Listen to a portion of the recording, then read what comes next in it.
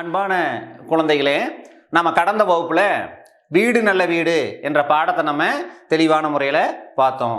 அதில் பானை வீடு, வீடு நல்ல வீடு என்ற தலைப்பில் அமைந்த பாடல், அப்புறம் வீடு கட்ட தேவையான பொருள்களை பற்றி நம்ம பார்த்தோம். அது மட்டும் இல்லாத தொங்கும் தோட்டம் அப்படிங்கிறத கடந்த வகுப்பில் நம்ம பார்த்தோம். இன்னைக்கு நம்ம புதியதாக ஒரு பாடத்தை நம்ம பார்க்க போகிறோம். மூன்றாவது பாடம் உன்னை விடமாட்டேன் அப்படிங்கிற பாடத்தை நம்ம இன்று பார்க்கறதுக்கு போகிறோம். சரியா? எல்லாரும் உங்களுடைய தமிழ் புத்தகத்தை எடுத்து பக்க எண் 51க்கு வாங்க. மெல்லெடுங்க மெல்ல எடுத்து 51ஆம் பக்கத்துக்கு வாங்க. எடுத்துட்டீங்களா? அங்கே என்ன எழுதியிருக்கு? அந்த பாடத்தோட பெயர் என்ன? உன்னை விடமாட்டேன். உன்னை விடமாட்டேன். அந்த பாடத்தோட பேரு வித்தியாசமா இருக்கு இல்லையா? உன்னை விடமாட்டேன் அப்படின்னு பார்ப்போமா? அங்க என்ன கொடுத்துருக்காங்கன்னு நம்ம இப்ப பார்க்கலாம். நல்லா பாருங்க, விரல் வைத்து நீங்க பார்க்கணும். சாரு படிக்கும்போது நீங்கள் என்ன பண்ணணும்? அதே போல விரல் வைத்து அந்த சொற்களை நீங்க படிச்சுட்டே வரணும். ஆனந்தன் கண் விழிக்கவும் ட்ரிங் ட்ரிங். ஆனந்தன் கண் விழிக்கவும் ட்ரிங் ட்ரிங் என்று அலாரம் அடிக்கவும் சரியாக இருந்தது. ஆனந்தன் ஒரு பையன் என்ன பண்ணியிருக்கான்? உறங்கி கொண்டிருந்திருக்கிறான். அவன் கண்ணை விழிக்கின்ற பொழுது, உறக்கத்திலிருந்து எழுகின்ற பொழுது சரியா அவன் வைத்திருந்த அலாரமும் அடித்தது. அந்த அறையில் விளக்கொளி பரவியது. அவன் படுத்திருந்த அறையில என்ன செய்தான்? எழுந்ததும் விளக்கை போட்டான். அறை துடைத்து வைத்த கண்ணாடி போல் பளபளபளவென இருந்தது. அந்த அறை எப்படி இருந்துச்சு? துடைத்து வைத்த கண்ணாடியை போல பளபளன்னு இருந்துச்சு. கொசுவலை மூடிய கட்டில். அவன் படுத்திருந்த கட்டில் எப்படி இருந்துச்சு? கொசுவலை மூடி இருந்தது. அவனுக்கு 7 8 வயது இருக்கு இல்லையா? அந்த கொசுவலை மூடிய கட்டிலிருந்து ஒரு சிறுவன் இறங்கினான். அவனுக்கு 7 8 வயது இருக்கும். மும்முறை கைகளை உயர்த்தினான். இப்போ நாமளும் காலையில தூங்கி எழுந்ததும் உறங்கி எழுந்ததும் சோம்பல் முறிப்போம் இல்லையா? அப்படி கைகள் இப்படி தூக்கி இப்படியெல்லாம் என்ன பண்ணுவோம்? இப்படியெல்லாம் நம்ம சோம்பலம் முறிப்போம். இப்படி 3 முறை அந்த சிறுவன் என்ன பண்ணா? தன்னுடைய கைகளை உயர்த்தினான். இருமுறை குனிந்து, இப்படி இருமுறை இப்படி குனிந்து தன்னுடைய பாதங்களை தொட்டான். கைகளை அகல விரித்து சோம்பல் முறித்தான். கைகள் இப்படி அகலமா விரிச்சு இப்படியெல்லாம் விரிச்சு என்ன செய்தான்? சோம்பல் முறித்தான். தரையை பார்த்தான். இப்படியே தரைகளை இல்லாம அவன் உறங்கி கொண்டிருந்த அந்த அறையில தரைகளை எல்லாம் அவன் பார்த்தான். தூசி துரும்பு ஒன்றும் தெரியவில்லை. ஆயினும் தரையை பெருக்கினான். விலகி நின்று பார்த்தான். நன்று என்று அவனே கூறிக்கொண்டான். எப்படி? என்னுடைய அறையை நான் எப்பவுமே சுத்தமாத்தான் வச்சிருப்பேன் என்று அவனே தனக்குத்தானே கூறிக்கொள்கின்றான். ஈக்கள் என்னருகே வர அஞ்சும். அவன் பெருமையோடு சிரிச்சான். இந்த ஈயெல்லாம் என் பக்கமே வர முடியாது. நான் அந்த அளவுக்கு சுத்தமா இருக்கிறேன். என்கிட்ட வர்றதுக்கு அது பயப்படும். ஈக்கள் எல்லாம் என்னுடைய பக்கம் வருவதற்கு பயப்படும். அஞ்சும் அப்படின்னா பயப்படும் அப்படின்னு பொருள். புரியுதா? என்கிட்ட வர்றதுக்கு பயப்படும். அவன் பெருமையோடு சிரிச்சான். என்கிட்ட எல்லாம் ஈ வந்துருமா? நான் இருக்கிற சுத்தம் என்ன? என்கிட்ட எல்லாம் ஈ வரவே வராது என அவன் என்ன செய்தான்? பெருமையோடு கூறிக்கொண்டான். பல் துளக்கினான். அவன் என்ன பண்றான்? பல்ல நல்லா காலையில் எண்ணிச்சு, காலை கடன்கள் இருக்கு இல்லையா? அதுல முதல்ல எண்ணிச்சு என்ன பண்றான்? பல் துளைக்கினான். ஈன்னு காட்டுறான். பல்ல துளைக்கிட்டு எங்கு போய் காட்டினா? கண்ணாடியில் பற்களை ஈ என்று காட்டினான். முகத்தை அப்படியும் இப்படியும் திருப்பி அப்படின்னு காமிச்சிட்டு முகத்தை அப்படியும் இப்படியும் திருப்பினான். கடவாய் பற்களும் சுத்தமாக இருந்தன.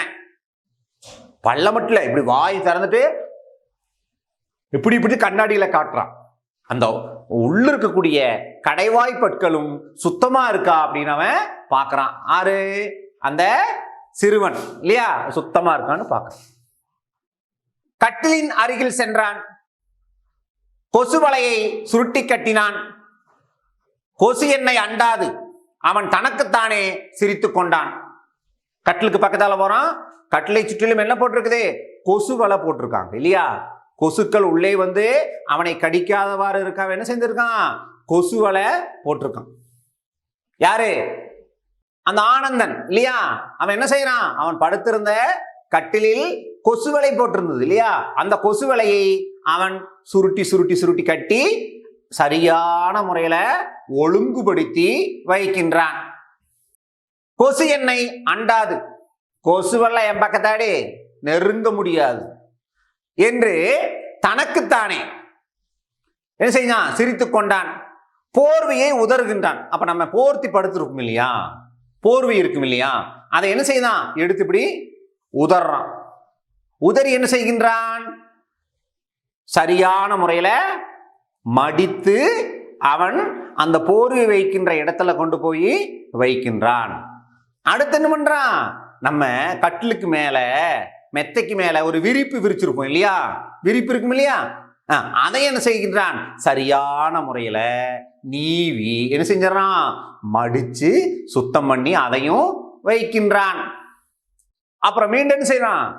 நீ வச்ச பிறகு மீண்டும் இப்படி வேலையை நின்று பார்க்கறான். நன்று என்று அவனே மீண்டும் தனக்குத்தானே கூறிக்கொண்டான். பளிச்சென்று இருக்கும் வட்ட முகம். நம்ம ஆனந்தனுடைய முகம் எப்படி இருக்கும்? பளிச்சென்று இருக்கக்கூடிய அழகான வட்ட முகமுடையவன் தான் நம்ம ஆனந்தன். புரிஞ்சா? அப்புறம் என்னது? ஒழுங்காக வாரப்பட்ட சுருட்டை முடி. நல்ல அழகா இப்படி சீப்பு போட்டு நல்லா ஒழுங்கா வாரப்பட்ட சுருண்ட முடியுடையவன். அது மட்டும் இல்ல, தூய்மையான ஆடைகளை அணியக்கூடியவன் இல்லையா. தூய்மையான ஆடை. ஆம், ஆனந்தன் அப்படித்தான். நம்ம ஆனந்தன் எப்படி எல்லாம் சுத்தமா இருக்கணும்னு நினைக்கக்கூடிய சிந்தனை உடையவன் நம்ம ஆனந்தன். இப்படியெல்லாம் ஒவ்வொன்றையும் பார்த்து பார்த்து செய்வான் ஆனந்தன். ஆனா இப்படிப்பட்ட ஆனந்தனுக்கு சில எதிரிகள் இருந்தனர். ஆனந்தன் நல்ல பையன் தானே, எவ்வளவு சுத்தமா வீட்டை வச்சிருக்கான் இல்லையா, எவ்வளவு அழகா அவன் உடைகளை அணிகின்றான். பார்ப்பதற்கு அழகா இருக்கக்கூடிய ஆனந்தனுக்கு கொஞ்சம் எதிரி இருந்தாங்க. இவ்வளவு அழகான ஆனந்தனுக்கு கூட எதிரிகள் இருந்தாங்க. அவங்க யாரு தெரியுமா? ஒருவர் பாடி பாடி பறப்பார். ஒருத்தர் யாரு? பாடி பாடி பறந்து வருவார். பறந்து வந்து கடிப்பார். ஆனந்தனுடைய எதிரி ஒரு ஆள் நான் சொல்றேன், கேட்டுக்கணும். ஒருத்தர் பாடி பாடி பறப்பார், பறந்து வந்து கடிப்பார். இன்னொருத்தர் அடுத்தவர், அவரும் எதிரி மட்டும் இல்ல, இனி ஒரு எதிரி இருக்காங்க. அது யாருன்னு பாப்போமா? அடுத்தவர் பறந்து வருவார், அழுக்கின் மீது அமர்வார். அழுக்குக்கு மேல அவரு உட்கார்ந்துக்குவார். அமர்வார் என்றால் இருப்பார் என்றார். அப்படியே நம் உணவின் மேல் அமர்வார். நம்ம சாப்பிட்றோம் இல்லையா உணவுகள், அதுக்கு மேலேயே அவர் உட்கார்ந்துக்குவார். அதுல ஒருவர் யாரு? கொசு. கொசு. ஒருத்தர் யாரு? கொசு. நம்மள இரவு நேரத்துல தூங்க விடாம வந்து கடிக்கும் இல்ல கொசு, பார்த்துருக்கீங்களா? அவரு தான், அந்த கொசு தான் உறங்க விடாம நம்மை என்ன செய்வாரு? தொந்தரவு செய்யக்கூடியவர். இன்னொருத்தர் யாரு? ஈ. இன்னொருத்தர் யாரு? ஈ. அவர்கள் அவனை தாக்க பலமுறை முயன்றார்கள். இந்த இருவரும் தான் ஆனந்தனை தாக்குவதற்கு பலமுறை முயன்றார்கள். ஆனந்தன் சுத்தமாக இருந்ததால் அவர்களால் அவனை தாக்க முடியவே இல்லை. ஆனந்த் எப்படி ரொம்ப சுத்தமா இருந்தான், அதனால ஈக்களோ கொசுக்களோ ஆனந்தனை தாக்க முடியல. ஆனா ஒண்ணு, நம்ம ஆனந்தனை போல இருக்கிறோமா? இருக்கிறீங்களா? நல்ல குழந்தைங்க. நம்ம ஆனந்தன் எப்படி சுத்தமா இருக்கானோ அதே போல நாமளும் சுத்தமா இருக்கணும் இல்லையா? அப்பதான் கொசு ஈ போன்ற உயிரிகள் நம்மை கடிக்காது. புரியுதா? இன்றும் அவனை கடிக்க முடியவில்லையே. கொசுக்கள் புலம்பின. இன்னைக்கும் அவனை கடிக்க முடியலையப்பா அப்படின்னு கொசு என்ன செஞ்சது? புலம்புது. கொசுக்கள் எல்லாம் புலம்பின. எங்களால் வீட்டுக்குள் நுழையவே முடியவில்லை. எங்களால் வீட்டுக்குள்ள போகவே முடியல. எலிகளும் என்ன செஞ்சன? அழுவன. நம்மை அண்டவிடாத ஆனந்தனை ஒருகை பார்க்க வேண்டும். அவன் நம்மளை பக்கத்திலேயே விட மாட்டேங்கிறான். யாரு? அந்த ஆனந்தன். அவனை நம்மள சேர்ந்து என்ன பண்ணணும்? ஒருகை பார்க்கணும். ஒருகை பார்க்க வேண்டும். ஈக்கள் எரிந்து விழுந்தன. ஆனந்த மேல ஈக்கள் என்ன பண்ணுது? கடுங்கோபம் கொண்டு பேசின. இந்த கூட்டணி, இந்த ஆனந்தனை கடிக்கிறதுக்கு இந்த 3 பேர் சேர்ந்து ஒரு கூட்டணி அமைச்சிருக்காங்க இல்லையா? யாரெல்லாம்? அந்த ஈக்கள், கொசுக்கள், எலிகள் போன்றவைகள் ஆனந்தனை தாக்குவதற்காக ஒரு கூட்டணி அமைத்திருக்கிறது. இந்த கூட்டணி சில வேளை வெற்றி பெறுமா? வெற்றி பெறுமா? வெற்றி பெறாதா? சொல்லுங்க. வெற்றி பெறுமா? வெற்றி பெறாதா? அது ஆனந்தனிடத்துல ஒரு காலம் இவைகளால் அண்டவே முடியாது. அப்படித்தானே? அதே போல ஆனந்தனிடத்தில் இந்த எலிகளும் ஈக்களும் கொசுக்களும் எப்படி அண்ட முடியவில்லையோ அதே போல நம்மிடத்திலும் இந்த ஈக்களோ கொசுக்களோ எலிகளோ அண்ட விடக்கூடாது. ஏனென்றால் இவைகளிலிருந்து நமக்கு நிறைய நோய்கள் வரும். எலி கடிக்கக்கூடாது. பிளேக்கு, அதாவது எலிக்காய்ச்சல் என்ற நோய் நமக்கு வரும். அதே போல கொசுக்கள் ஈக்கள் மூலம் சிக்குன்குனியா, மலேரியா, டெங்கு போன்ற நோய்கள் எல்லாம் நமக்கு பரப்புவை இந்த உயிரிகளாகும். நம்ம பக்குவமா இருந்துக்கணும். நம்மை வீட்டை சுற்றி சுத்தமா வச்சுக்கணும் இல்லையா? இப்ப மழை நிறைய பெய்து கொண்டிருக்கிறது. வீட்டை சுற்றி இருக்கின்ற ஆகாத பொருள்களில இது என்னாகும்? மழை நீர் தேங்கி நின்று அவைகளில இந்த கொசுக்கள் முட்டையிட்டு என்ன செய்யும்? அதிகமான கொசுக்கள் உருவாகும். நாம அதுக்கு வழி செய்யக்கூடாது. ஆனந்தனுடைய வீடு எப்படி அழகாக சுத்தமாக இருந்ததோ அதே போல நாமும் நம்மை காப்பாற்றிக் கொள்ள வேண்டும். அன்பான குழந்தைகளே, இனி நம்ம இந்த உன்னை விடமாட்டேன் என்ற பாடத்துல வரக்கூடிய ஒரு சில செயல்பாடுகளை நம்ம பார்ப்போமா? வாங்க. பக்க எண் 54 சொல்லுங்கள் அப்படிங்கிற தலைப்பில் அமைந்ததை நம்ம பார்ப்போமா? நல்லா பாருங்க. எடுத்துட்டீங்களா? நானும் உங்ககிட்ட கொஞ்சம் இந்த பாடத்துல வந்த கேள்விகளை நான் கேட்பேன். நீங்க சொல்லணும். சொல்லுவீங்க தானே? சொல்லுவீங்களா? ரொம்ப சந்தோஷம். முத கேள்வி கேட்கட்டுமா? ஆனந்தனின் எதிரிகள் யார் யார்? சொல்லுங்க பாப்போம். சொல்லுங்க. 1. அடுத்தது. என்ன வேகமா சொல்றீங்க பதில்களை. சூப்பரா சொன்னீங்க. நல்ல குழந்தைங்க. யார் எதிரிகள்? ஆனந்தனுடைய எதிரிகள் யாரெல்லாம்? நீங்க சொன்னதேதான். யாரெல்லாம்? கொசு, ஈ, அப்புறம் எலி. அடுத்த கேள்வி.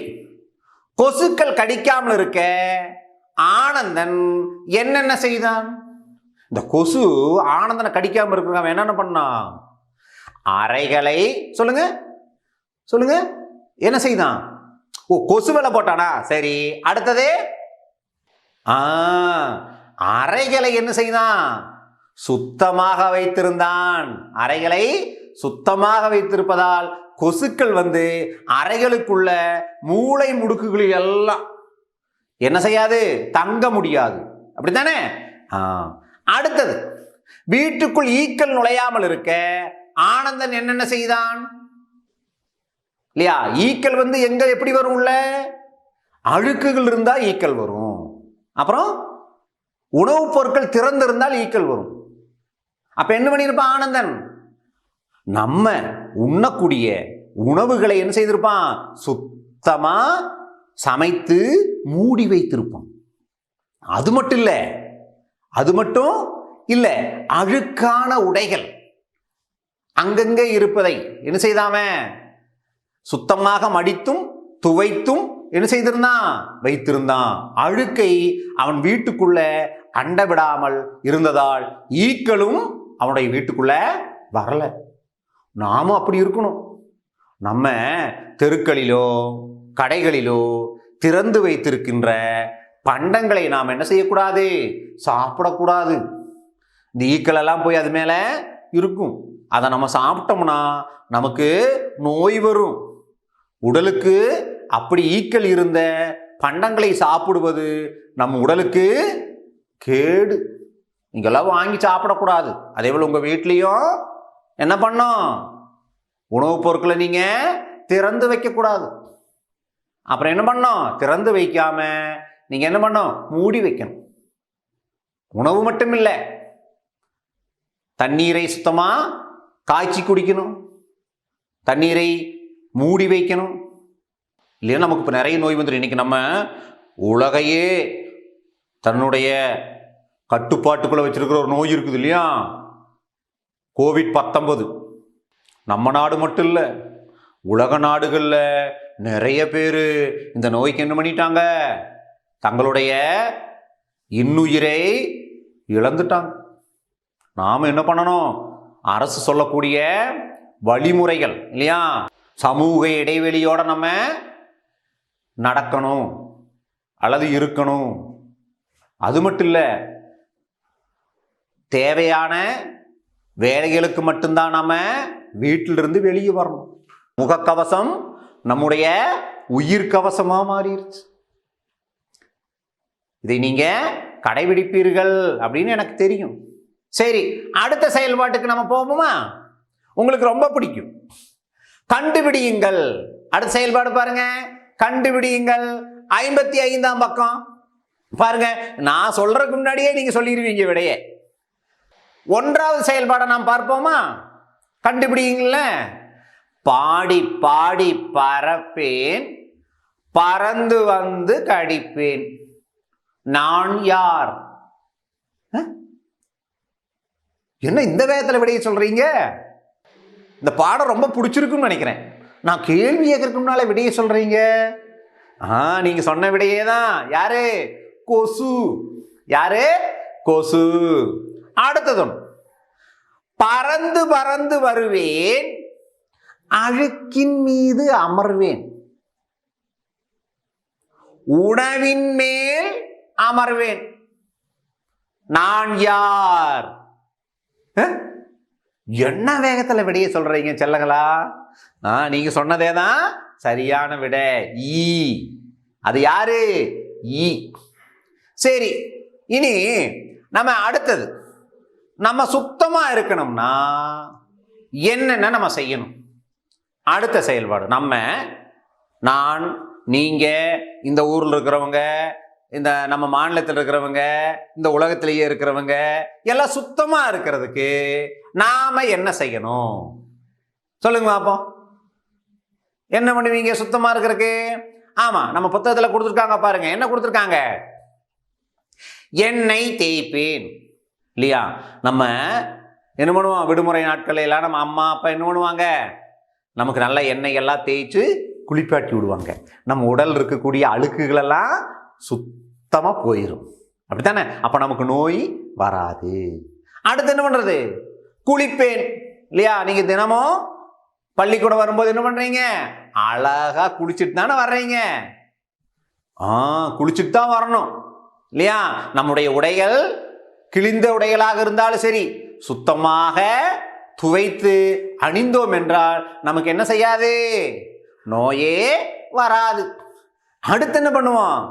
அப்படியே குளிச்சதும் அப்படியே வந்துருவோமா? வரமாட்டோமா? என்ன பண்ணுவோம்? தலையெல்லாம் அழகா சீவி முடிச்சுட்டு நம்முடைய பெண் குழந்தைகள்லாம் பூவெல்லாம் வச்சுட்டு வருவாங்க இல்லையா? சில குழந்தைங்க பையங்களா சீவி அழகா வருவாங்க. இனி நிறைய செய்வோம் இல்லையா? நான் ஒன்று உங்களுக்கு ஒன்று சொல்லித்தரேன். நம்ம என்ன பண்ணுவோம்? வாரத்திற்கு ஒரு முறை நகங்களை வெட்ட வேண்டும். நம்ம சுத்தமா இருக்கிறதுக்கு நம்ம நகங்களை என்ன செய்யணும்? வாரத்திற்கு ஒரு முறை நம்ம வெட்டணும். அப்ப என்ன ஆகும்? நகங்களுக்கு இடையே அதிகமா நகம் வளர்த்திட்டோம்னா நகங்களுக்குள்ள இருக்கக்கூடிய அழுக்கு இல்லையா, அவைகள் நமக்கு என்ன செய்யும்? நோயை கொண்டு வரும். அதனால என்ன பண்ணணும்? நகங்களை நம்ம சரியா வாரத்திற்கு ஒரு முறை வெட்ட வேண்டும். இனி ஒன்று நான் சொல்லட்டுமா? உணவு உண்பதற்கு முன்பும் உணவு உண்ட பின்பும் நாம் என்ன பண்ணோம்? கையை நல்லா கழுவணும். நல்லா கழுவணும். இப்ப நம்ம இந்த கொரோனானால என்ன பண்றோம்? அடிக்கடி நாம் என்ன செய்கின்றோம்? கையை கழுவிட்டு தான் இருக்கிறோம் இல்லையா? இப்படி நம்ம சுத்தமா இருக்கிறதுக்கு வேற என்னென்ன செய்யலாம் அப்படிங்கிற எவையேனும் 2 செய்திகளை நீங்க சொன்னா போதும், அல்லது எழுதுனா போதும். எழுதி உங்க வகுப்பாசிரியருக்கு நீங்க அனுப்பினால் போதும். அனுப்புவீங்க தானே? நல்ல குழந்தைங்க, நீ கண்டிப்பா அனுப்புவீங்க. அடுத்தது பாருங்க, எழுதுங்கள். எப்படி எழுதணும்? நம்ம பாடப்பகுதியில் வந்த ஒரு சில சொற்களை கொடுத்துருக்காங்க. அந்த சொற்களை நாம மாதிரியை போன்று எழுதணும் இல்லையா? ஒரு சொல் கொடுத்து அதை எப்படி எழுத வேண்டும் என்று சொல்லி ஒரு மாதிரி கொடுத்துருக்காங்க. அதே போல நாமும் எழுதணும். மாதிரியை போன்று மாற்றி எழுதணும். அந்த சொற்கள் என்னன்னு பார்க்கலாமா? கீழே பாருங்க. முதல் சொல் என்ன? இறங்கினான். இறங்கினான் என்றால், இப்போ நம்ம வாகனத்தில் போயிட்டு இருக்கோம், பேருந்துல போயிட்டு இருக்கிறோம். நம்ம நிறுத்தம் வந்த போது இல்லையா, நிறுத்தம் வந்த போது என்ன பண்ணுவோம்? பேருந்துலயே உட்கார்ந்துக்குமா? பேருந்துன்னு என்ன தெரியுமா? தெரியலையா? பஸ். ஆங்கிலத்தில் அதுக்கு என்ன பேரு? பஸ். நீங்க தெரியாது, எனக்கு தெரியுது. பேருந்துனா பஸ். நம்ம ஒரு ஊருக்கு போறோம், அந்த பேருந்தில் நம்ம உட்கார்ந்துட்டு போயிட்டு இருக்கோம். நம்ம இப்போ சென்று அடையக்கூடிய, நம்ம டிக்கெட் எடுத்துட்டு போற ஊருக்கு இல்லையா, அந்த இடம் வந்து நம்ம இறங்கணும் இல்லையா? இறங்கணுமா இறங்க வேண்டாமா? இறங்கணும். இப்படி ஆனந்தன் வச்சுக்க, அந்த இடத்துல அவன் இறங்கிட்டான். ஆனந்தன் இறங்கினான். அப்ப கட்டில் இருந்து அவன் இறங்கினான் என்ற அந்த ஒரு சொல் அந்த நம்ம பாடத்துல வருது. அப்ப அந்த இறங்கினான் அப்படிங்கிறத மாற்றி எப்படி எழுதியிருக்காங்க பாருங்க. இறங்குவான். அத பாத்தீங்களா? இறங்கினான், இறங்குவான். இந்த இறங்கினான் என்பது முடிந்து போன ஒரு செயல். முடிஞ்சு போச்சு, அவன் இறங்கிட்டான். ஆனா இறங்குவான் என்பது இனி வரக்கூடிய ஒரு செயல். இனி வரக்கூடிய ஒரு செயல். அப்ப இறங்கினான் என்பதை எப்படி இறங்குவான் என மாற்றினாமோ அதே போல நீங்க வேற சொற்களையும், இருக்கக்கூடிய 4 சொற்களை நீங்க மாற்றி எழுதணும். அடுத்த சொல் பாருங்க, பெருக்கினான். ஆனந்தன் தன்னுடைய அறையை சுத்தமாக பெருக்கினான் இல்லையா? பெருக்கினான் என்ற சொல்ல கொடுத்திருக்காங்க. அப்ப அந்த பக்கம் என்ன எழுதுவோம்? நீங்க சொன்ன அதே சொல் தான், அதேதான், சரியா சொன்னீங்க. அங்க நீங்க அதை எழுதிருங்க.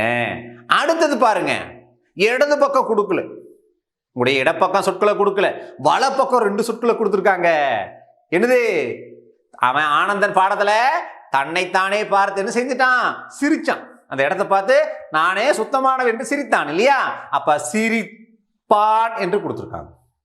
சிரிப்பான். அப்ப இடது பக்கம் நம்ம எழுதணும்.